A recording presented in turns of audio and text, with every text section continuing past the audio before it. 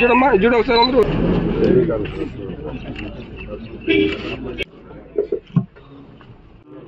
Okay sir. పేదలకి పట్టెడు అన్నం పెట్టాలి, వారి ఆకలి తీర్చాలి. ఓకే,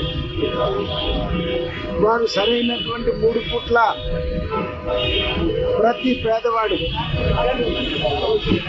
అనేక సంక్షేమ కార్యక్రమాలు ఇచ్చారు ఆ రోజున బాబు గారు. సంక్షేమ కార్యక్రమాలతో పాటు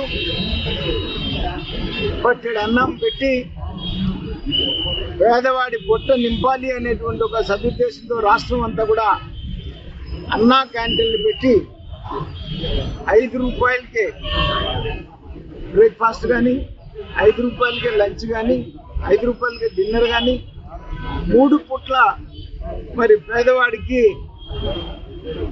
ఆహారం దొరికే విధంగా మరి ఆ రోజు చంద్రబాబు నాయుడు గారు నిర్ణయం తీసుకొని రాష్ట్రం అంతా అన్నా క్యాంటీన్లు నడుస్తుంటే ఈ సైకో, ఎందుకంటే ఈ సైకోకి తాను తప్ప ఈ రాష్ట్రంలో ఎవడో తినకూడదు అనేటువంటి ఒక భావం కలిగినటువంటి వ్యక్తి జగన్మోహన్ రెడ్డి.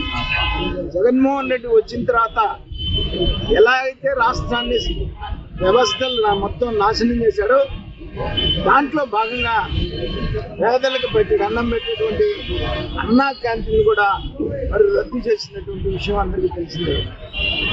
దాన్ని రద్దు చేసినా కూడా చంద్రబాబు నాయుడు గారి పిలుపు మేరకు రాష్ట్రం మొత్తం తెలుగుదేశం పార్టీ నాయకులు పేదలకు ఉచితంగా 5 సంవత్సరాలు కూడా మరి భోజనం పెట్టినటువంటి పరిస్థితి.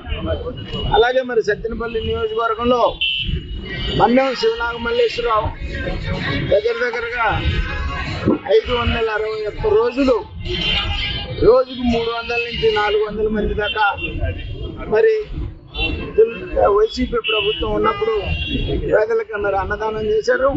వాటిని నిజంగా నేను అభినందిస్తా ఉన్నాను సత్తెనపల్లి నియోజకవర్గ పేదవాళ్ళ తరఫున. మరి ఇది ఈ అన్నా క్యాంటీన్లు అన్నీ కూడా రేపు 15వ తారీఖు నుంచి ప్రారంభం చేయబడి పేదవాళ్ళకు అందుబాటులో ఉంటాయి.